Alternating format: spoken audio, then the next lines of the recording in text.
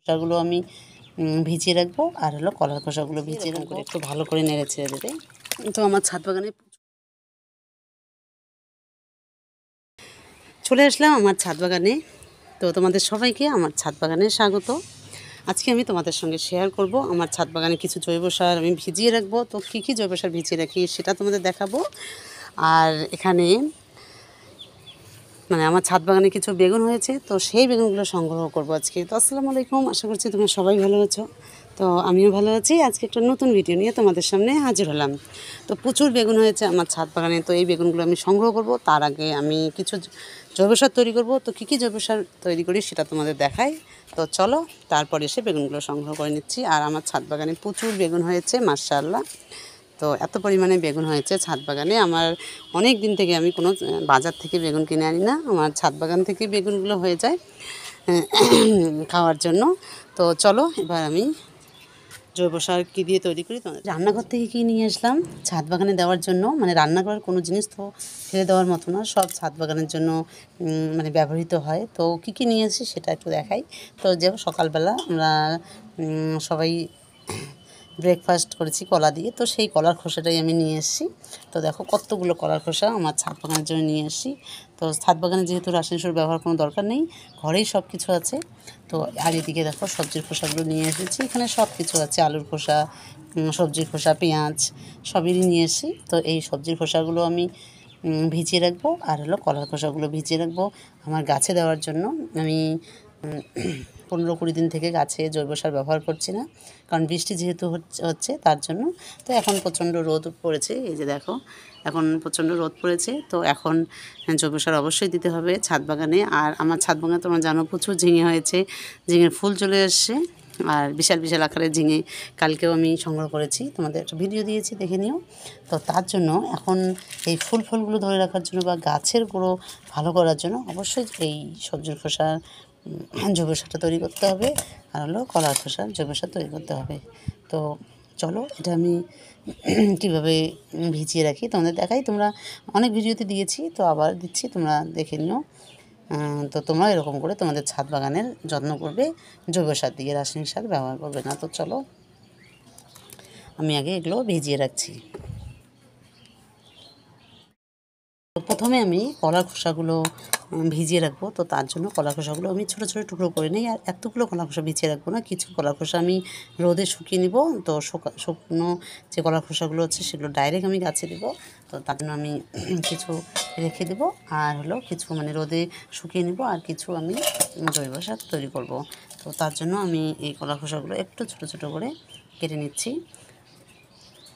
কলার খোসায় প্রচুর পরিমাণে পটাশিয়াম পাওয়া যায়, যা গাছে গ্রো হতে বা গাছের ফুল ফল ধরে রাখতে সাহায্য করে। অবশ্যই কলার খোসাটা তোমরা 15 দিন অন্তর অন্তর গাছে ব্যবহার করবে। তো এরকম করে ছোটো ছোটো কাটলে তাড়াতাড়ি ডিকম্পোজ হয়। তো আমি 2 দিনের মতো রেখে দেবো, বা তোমরা 3 দিনও রাখতে পারো, এখন যেহেতু গরমের দিন 2 দিন রাখলেই যথেষ্ট। তো এগুলো আমি আগে ছোটো ছোটো করে কলার খোসাগুলো কেটে নিচ্ছি।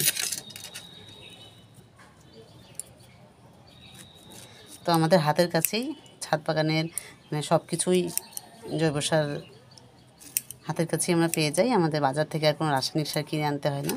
তো এই যে দেখো ফাইনালি আমার কাটা হয়ে গেছে। তো এটা এবার আমি ভিজিয়ে রাখবো।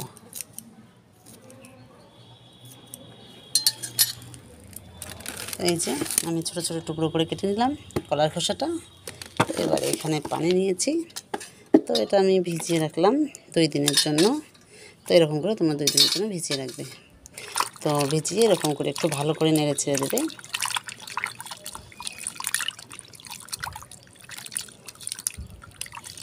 তো এরকম করে নেড়ে ছেড়ে দিয়ে তারপর তোমরা একটা ছায়া জায়গায় রেখে দেবে 2 দিনের জন্য, তারপর এসে গাছে দেবে। তো আমি দেখাবো 2 দিন পরে যে এটা আমি কীভাবে গাছে দিই, অবশ্যই তোমাদের সঙ্গে শেয়ার করব। তো হয়ে গেল কলার খোসার ভেজানো, এবার আমি সবজি খোসাটা ভিজিয়ে রাখবো। তো সেম পদ্ধতিতে তোমরা এই সবজি খোসাটা ছোটো ছোটো করে কেটে নিয়ে তারপর ভিজিয়ে রাখবে। তো সবজি খোসার সবথেকে ভালো একটা জৈব সার গাছের ক্ষেত্রে। তো ছাদ বাগানে অবশ্যই এই সবজির খোসাটা ব্যবহার করবে, কারণ তোমরা সব ধরনের পুষ্টিগুণ এই সবজি খোসার মধ্যে পাবে, আর এটা তোমরা অবশ্যই তোমাদের ছাদের গাছে ব্যবহার করবে। অলরেডি এগুলো ছোটো ছোটো করে কেটে নেওয়াই আছে। তো এগুলো আমি এবার পানিতে ভিজিয়ে নেব।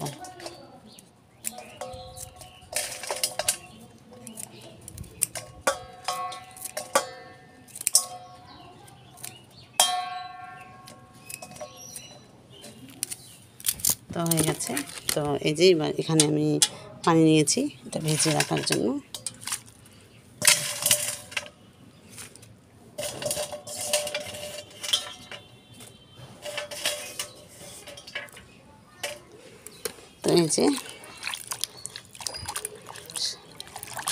তো এই যে সবজির খোসাটা আমি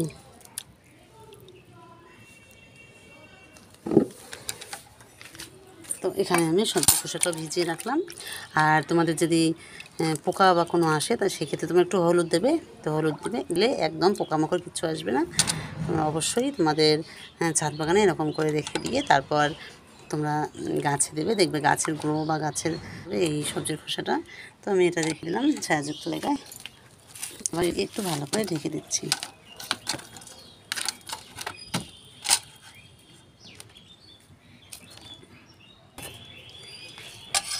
তো এই যে এটা দিয়ে আমি ভালো করে ঢেকে রাখলাম। তো হয়ে গেল। তো আজকে আমার ছাদ বাগানে যে সবজি গাছে দেওয়ার জন্য আমার ছাদ বাগানে সবজির খোসা ভিজিয়ে রাখলাম আর এখানে কলার খোসা ভিজিয়ে রাখলাম। তো এটা আমি 2 দিন পরে এসে দেবো, সেটা তোমাদের সঙ্গে শেয়ার করব। আর এখানে যে আমি কলার খোসাটা নিয়েছি সেটা আমি এখানে রোদে শুকাতে দেবো। এই যে দেখতে পাচ্ছ এখানে রোদে দিয়ে দিলাম। আর এখানে দেখো ডিমের খোসা শুকাতে দিয়েছি, এগুলো ডাস্ট করে গাছে দেবো। তো তোমাদের সঙ্গে শেয়ার করব। তো আমার হয়ে গেল। তোমাদের কেমন লাগলো অবশ্যই কমেন্ট করে জানাবে। আর চলো এবার আমি কিছু বেগুন সংগ্রহ করব। তো আমার ছাদ বাগানে প্রচুর বেগুন হয়েছে। তো এই বেগুনগুলো আমি সংগ্রহ করব। তো ছাদ বাগান থেকে আমি প্রতিদিন সবজি সংগ্রহ করি আর তোমাদের সঙ্গে শেয়ার করি। তোমাদের সঙ্গে শেয়ার করতে খুবই ভালো লাগে। তো এই যে দেখো প্রচুর পরিমাণে বেগুন হয়েছে। তো তোমাদের কার কার ছাদ বাগানে এই প্রচুর পরিমাণে বেগুন হয়েছে অবশ্যই কমেন্ট করে জানাবে।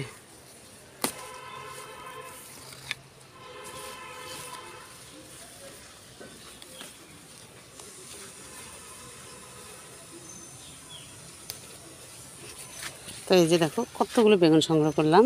আর এই গাছটাতে প্রচুর বেগুন হয়েছে। তো এখানে একটা গাছে প্রচুর বেগুন হয়েছে। তো সেটা সংগ্রহ করে নিচ্ছি।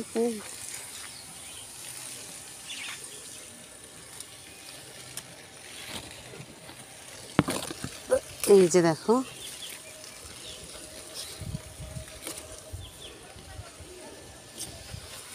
তো এই যে দেখো প্রচুর বেগুন হয়েছে আমার ছাদ বাগানে, মাশাআল্লাহ।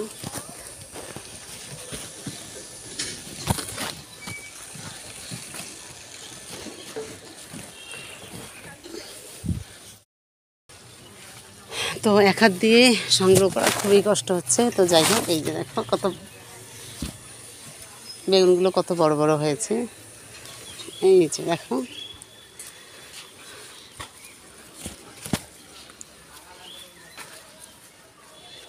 এই যে দেখো ভিতরে বেগুন হয়েছে ছাদ বাগানের বেগুন গাছগুলোয়।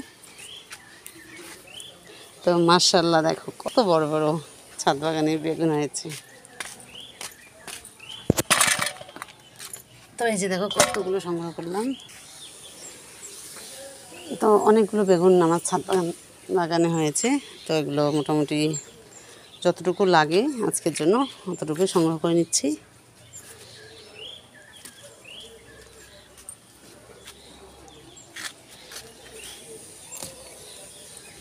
তো চলো দেখাই আমি এবার তোমাদের কতগুলো বেগুন সংগ্রহ করলাম আমার ছাদ বাগান থেকে। তো এই যে দেখো কতগুলো বেগুন সংগ্রহ করলাম আমার ছাদ বাগান থেকে। মাশাআল্লাহ খুব সুন্দর হয়েছে ছাদ বাগানের বেগুনগুলো। তো তোমাদের কেমন লাগলো অবশ্যই কমেন্ট করে জানাবে। তো আরও অনেক বেগুন হয়েছে তোমাদের দেখাচ্ছি। তো এই যে দেখো গাছ পুরো ভর্তি, এগুলো ছোট ছোট আছে। এই যে ছোট বেগুন, প্রচুর ছোট বেগুন আবার হচ্ছে নতুন করে। এই গাছটাতে নতুন করে আবার হচ্ছে। তো এগুলো কদিন পরে সংগ্রহ করব। তো আজকের ভিডিও তোমাদের কেমন লাগলো অবশ্যই কমেন্ট করে জানাবে। আর তোমাদের কাছে একটা রিকোয়েস্ট, যারা আমার চ্যানেলটা নতুন দেখো তারা অবশ্যই আমার চ্যানেলটা সাবস্ক্রাইব করবে। আর যারা অলরেডি সাবস্ক্রাইব করেছো তাদের অসংখ্য ভালোবাসা। তো আজকে ভিডিও এখানেই শেষ করছি। তোমরা সবাই ভালো থেকো, সুস্থ থেকো, আর তোমাদের সঙ্গে নেক্সট ভিডিওতে দেখা হবে। তো চলো, আমার ছাদ বাগানের কাজ শেষ, এবার আমি ঘরে চলে যাবো।